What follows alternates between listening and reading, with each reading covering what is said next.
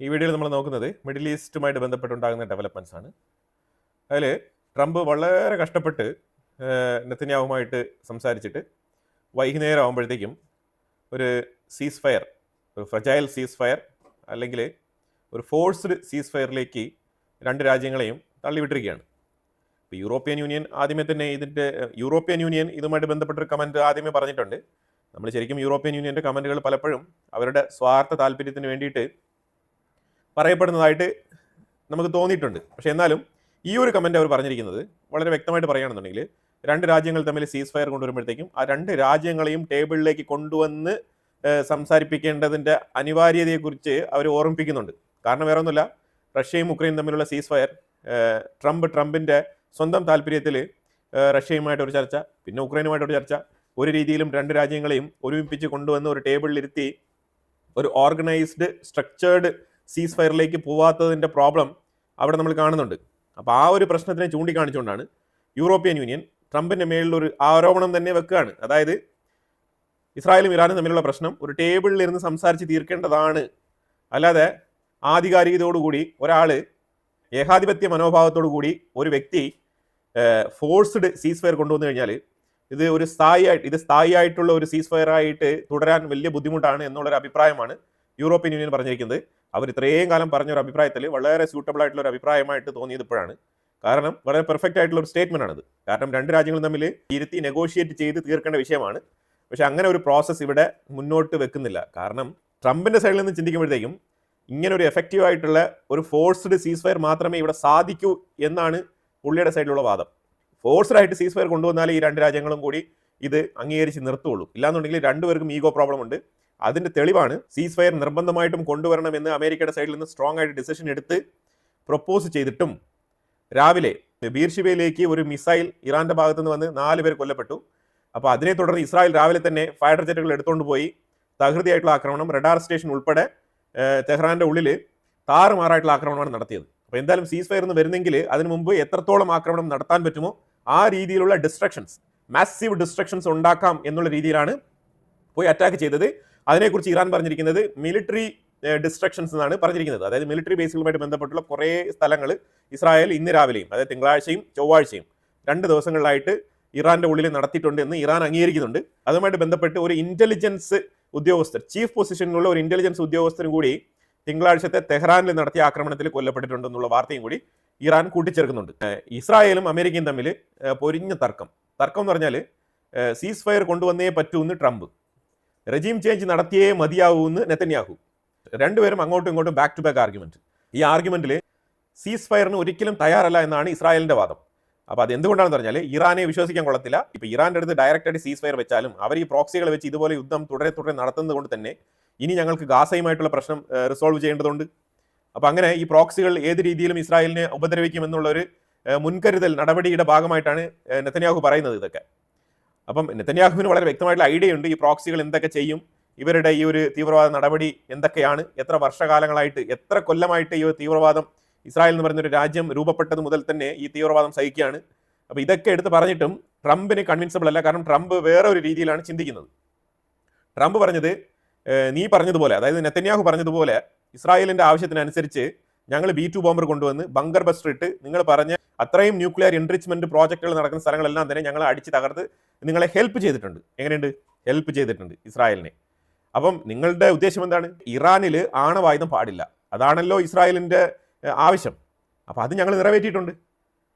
പിന്നെന്താണ് പ്രശ്നം? അപ്പോൾ ഇസ്രായേൽ പറയുന്നത് അവിടെ ഈ എൻറിച്ച്ഡ് യുറേനിയം അവർ ഒളിച്ചു വെച്ചിട്ടുണ്ട്, അതും കൂടെ കണ്ടെത്തി അതിനെയും കൂടെ തീർത്ത് നശിപ്പിച്ച് കളഞ്ഞിട്ട് മാത്രമേ നമുക്ക് ബാക്കി കാര്യങ്ങൾ മുന്നോട്ട് നീക്കാൻ പറ്റൂ. അപ്പോൾ ഇസ്രായേൽ കുറച്ച് ടൈം എടുത്ത് ഒരു 2-3 ദിവസം കൂടി ഇത് എക്സ്റ്റെൻഡ് ചെയ്ത്, അതിനാണ് 2 വീക്സ് പറഞ്ഞിരുന്നത്. അപ്പോൾ ആ രീതിയിൽ മുന്നോട്ട് പോകുമ്പോഴത്തേക്കും ഒരു സൈഡിലൂടെ റെജീം ചേഞ്ചുമായിട്ട് ബന്ധപ്പെട്ട് റൈസ പഹലവി ഉൾപ്പെടെയുള്ള അതിൻ്റെ സപ്പോർട്ടേഴ്സ് ആയിട്ടുള്ള ആംഡ് ട്രൂപ്സ് എല്ലാം തന്നെ ഇറാന്റെ ഉള്ളിൽ ഒരു റെവല്യൂഷന് വേണ്ടിയിട്ട് ഒരു കലാപം സൃഷ്ടിക്കാനുള്ള, ബൈ ഡീഫോൾട്ട് ഒരു കലാപം രൂപപ്പെട്ട് വരാനുള്ള സാധ്യത വളരെ കൂടുതലാണ്. കാരണം ഇപ്പോൾ ഈ IRGC റെജീം വീക്കാണ്. പല IRGC ഉദ്യോഗസ്ഥരെയും കാണാനില്ല, പലരും ഡ്യൂട്ടിക്ക് ജോയിൻ ചെയ്തിട്ടില്ല, പലരും ദിവസങ്ങളായിട്ട് റിപ്പോർട്ട് ചെയ്തിട്ടില്ല. അതുപോലെ തന്നെ പല തലപ്പത്തുള്ള ഉദ്യോഗസ്ഥരും മുങ്ങിയിരിക്കുകയാണ്, പലരും കൊല്ലപ്പെട്ടിരിക്കുന്നു ഇസ്രായേലിന്റെ ആക്രമണത്തിൽ. അപ്പോൾ ആ രീതിയിൽ വളരെ വീക്കായിട്ടിരിക്കുന്ന ഒരു സാഹചര്യത്തിൽ വളരെ എളുപ്പത്തിൽ തന്നെ റൈസ പഹലവിക്ക് ഈ ഒരു ഭരണം അട്ടിമറിച്ച് ഒരു ഭരണാധികാരിയായിട്ട് വരാനുള്ള ആഗ്രഹം നല്ല രീതിയിലുണ്ട്. പക്ഷെ അത് സാധിക്കുമോ എന്നുള്ളത് ഇസ്രായേലിന്റെ ഈ ഒരു കട്ടൻ ഷോട്ട് ആയിട്ടുള്ള ഇപ്പോൾ ഈ ഒരു ട്രംപ് വെക്കുന്ന ഒരു സീസ് ഫയർ, ഇത് ഈ ഒരു റെജീം ചേഞ്ചിന് ഒരു തടസ്സമാകുമെന്ന് നെതന്യാഹു വളരെ സ്ട്രോങ് ആയിട്ട് ബിലീവ് ചെയ്യുന്നുണ്ട്. അതുകൊണ്ടാണ് ഇത് സീസ് ഫയർ എന്നുള്ളതിന് ഉപരിയായിട്ട് അവരെ ന്യൂക്ലിയർ ഡീലിലേക്ക് ക്ഷണിക്കുന്നതാണല്ലോ പദ്ധതി. അപ്പോൾ അവരെ ഡീലിലേക്ക് ക്ഷണിക്കൂ എന്നാണ് നെതന്യാഹു പറയുന്നത്. എന്തിന് സീസ് ഫയർ കൊടുക്കുന്നത്? സീസ് ഫയർ കൊടുക്കേണ്ട ആവശ്യമില്ല, അവരെ ഡീലിലേക്ക് ക്ഷണിക്കൂ. അറ്റാക്ക് നടത്തുന്നതിന് വേണമെങ്കിൽ സീസ് ഫയർ ഇല്ലാതെ തന്നെ ഈ ഒരു അറ്റാക്ക് വേണമെങ്കിൽ റെഡ്യൂസ് ചെയ്യാം എന്നാണ് ഇസ്രായേൽ പറഞ്ഞിരിക്കുന്നത്. പക്ഷേ ട്രംപ് അതിന് തയ്യാറല്ല. അപ്പോൾ ട്രംപ് നാറ്റോ മീറ്റിങ്ങിന് പോകുന്നതിന് മുമ്പായിട്ട് സമയത്ത് ചോഫറിൽ കയറാൻ വേണ്ടിയിട്ട് പോകുന്ന ആ ഒരു ടൈമിൽ മാധ്യമപ്രവർത്തകർക്ക് കൊടുത്ത ഇൻ്റർവ്യൂ ആണ്. ഞാനിവിടെ വെക്കുന്നുണ്ട് ആ ക്ലിപ്പ്, നിങ്ങളത് കണ്ടു നോക്കും.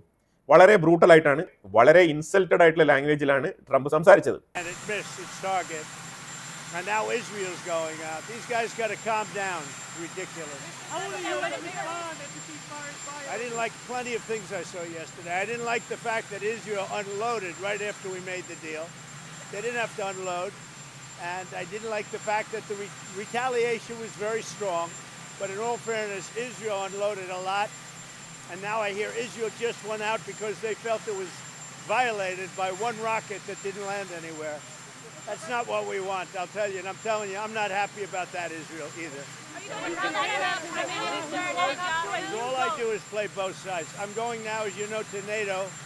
Some of you are going with me, and I think it's going to be successful. We'll see. I'll let you know.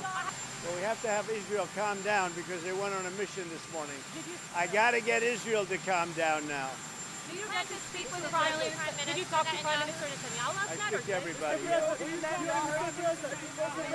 You urge both sides not to violate the ceasefire, but reports coming from the region suggest that the sides accuse each other for violating the ceasefire. So I think they both violated it.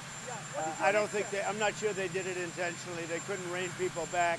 I don't like the fact that Israel went out this morning at all, and I'm going to see if I can stop it.